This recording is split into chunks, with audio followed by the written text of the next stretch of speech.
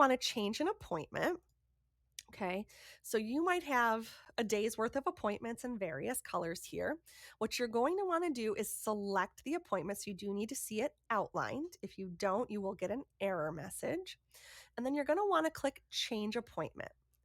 The appointment details will pop up. Let's say that our first patient needs to move their appointment up to noon.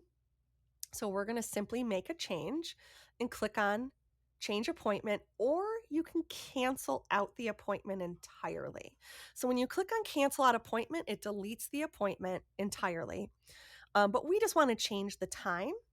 So you're going to click change appointment and it will change the appointment time. Okay, and so now you can see that it took out the last appointment and shifted the appointment time, right? And again, you could choose the delete appointment option, and that would be valid as well.